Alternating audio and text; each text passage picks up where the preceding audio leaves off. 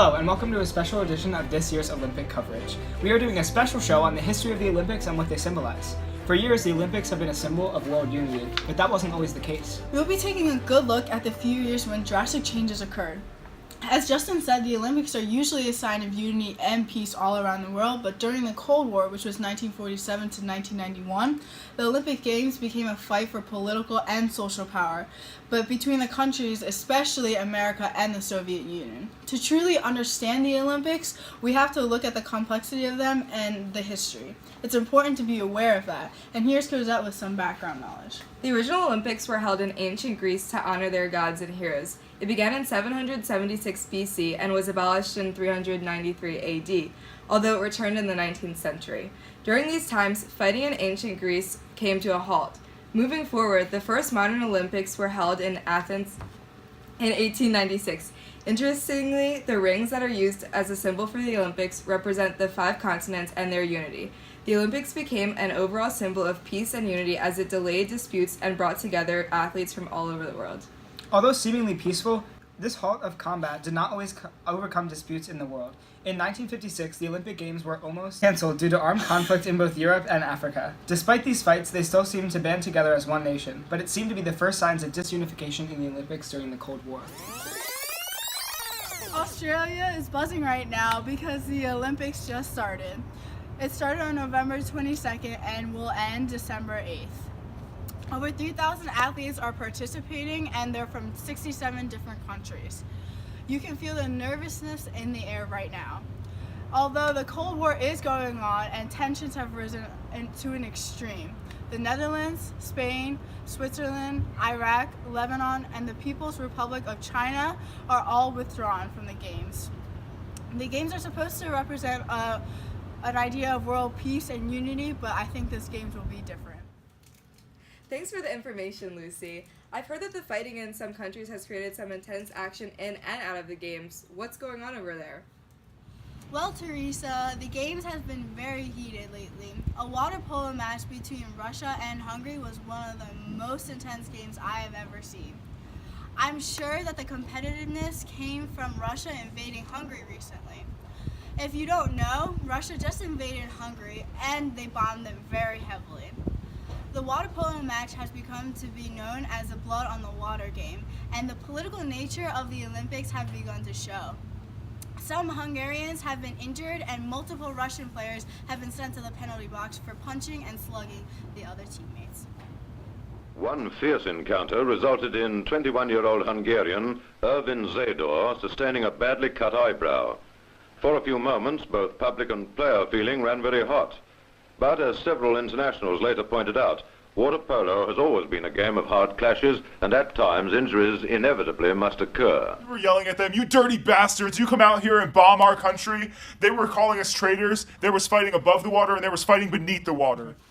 That sounds and looks horrible. You're right, Lucy. It seems like politics have slowly invaded sports. Is there any good news ahead?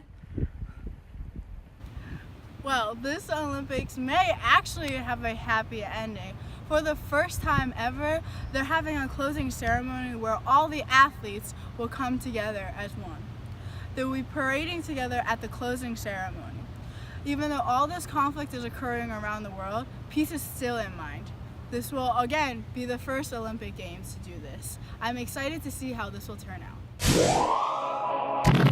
In the 1956 Olympics, John Ian Wing wrote an anonymous letter to the International Olympic Committee, in which he said, "During the Games there will only be one nation. War, politics, and nationalities will be forgotten. What more could anybody want if the world could be made one nation?"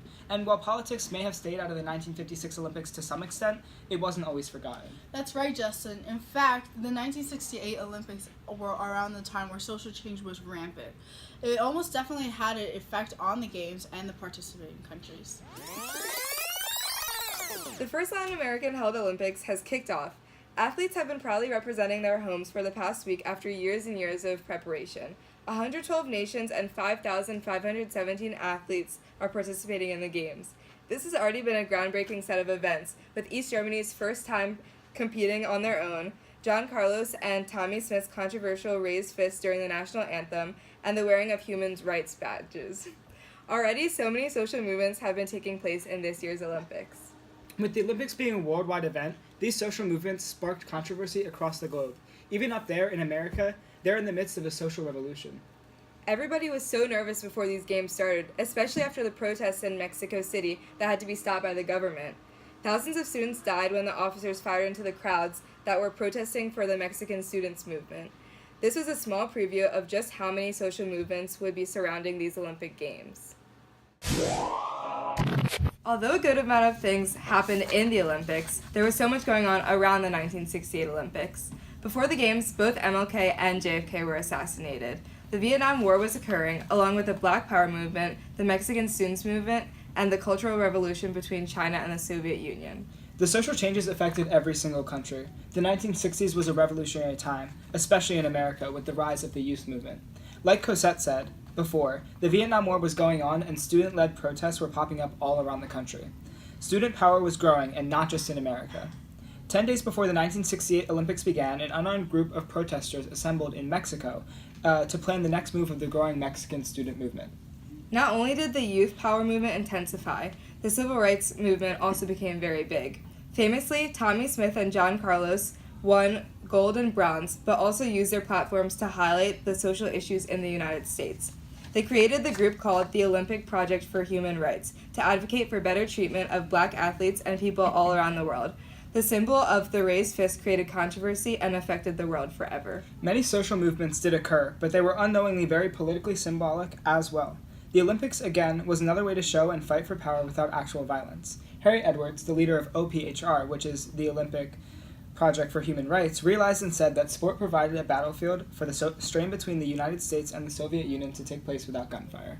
Sports only did so much to help these countries ease tension. Only a few Olympics later, conflict between nations peaked, with the 1980s Olympics seeing the lowest number of nations represented since 1956. The Games begin. The 1980 Olympics have just started and they're going. The dropout rate for these games is through the roof, with only 80 nations in total participating. The other 65 nations that were invited decided that they were better off staying home. A lot of reasoning for this is based on the fact that we decided to get into a small scuffle. Here with me, I have a tourist in Russia today, Amanda. How do you feel about the countries backing out of the games last minute? I mean, how rude, right? Well, I don't know. I think there's some justification for it because, Russia did invade Afghanistan on December 27th, 1979, right before the Olympics started. So it seems kind of reasonable.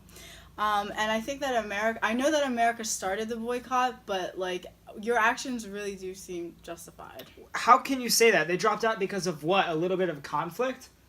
Give me this. Well, you did invade Afghanistan just last year, and unlike their American counterparts, and despite substantial effort on the part of their government, the British Olympic Association, BOA, recommended the attendance at the Games, producing a defeat for the government that had been in power for less than a year. So you'll still have countries like this who will participate in the Olympics, but just so you know, they still put forth an effort to get out of this hostile environment. You know what? I'm not going to have you come on my show and insult me and my country. So you can just get New out of York! here. The Cold War tensions were the primary reason for the U.S. deciding to abstain from the 1980s Olympics. This map depicts just how many countries sided with the U.S. They were all invited to the Olympics, but they did not show up. Just months before the 1984 Games were to begin in Los Angeles, the Soviet government issued a statement saying, "It is known from the very first days of preparations for the present Olympics, the American administration has sought to set course at the Games for its political aims." Russian officials went on to claim that protests against the Soviet athletes were likely to break out in Los Angeles, yet the government of the U.S. would probably not do anything about it. So, the Soviet Union refused to participate in these games. These games throughout these years just show how much the Cold War inhibited unity within the world. Even though we specifically looked at 1956, 1968, and 1980 Olympic Games, many other games in between also showed the disruption of peace and unity. For example, in 1960, South Africa pulled out because of apartheid.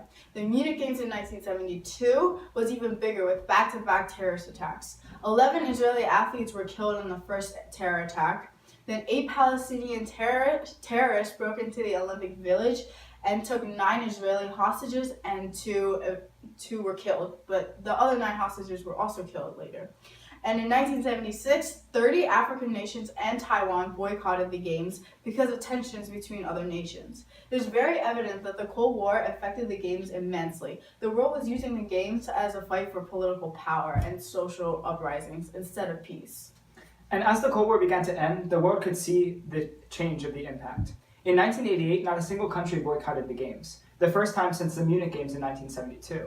Interestingly enough, the 2018 Games are also being held in South Korea, like the 1988 Games. Cosette is on her way to Pyeongchang as we speak right now, giving live footage of the Games. And we're here in the Olympic Training Center, coming to you guys.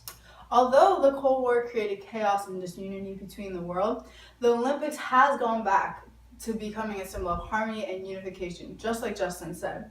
Even the current Olympic Games in South Korea is going down in the history books. South and North Korea has always been in conflict with each other, disagreeing, but as everyone knows. But this year, the president of South Korea has actually invited North Korean athletes to come down and has asked specifically to walk together, North Koreans and South Koreans as one. And I can't wait to see how they'll come in as one nation. The Olympics are honestly such a cool thing. It's the only event that makes it possible for the entire world to come together as one. I also can't wait to see how this year's games turn out. So thank you for tuning with us and into our program, and I hope you stay tuned for the next few weeks for live coverage of the Winter Olympics, where Cosette will be in Pyeongchang. And I hope you guys have a great night, and good luck, Cosette.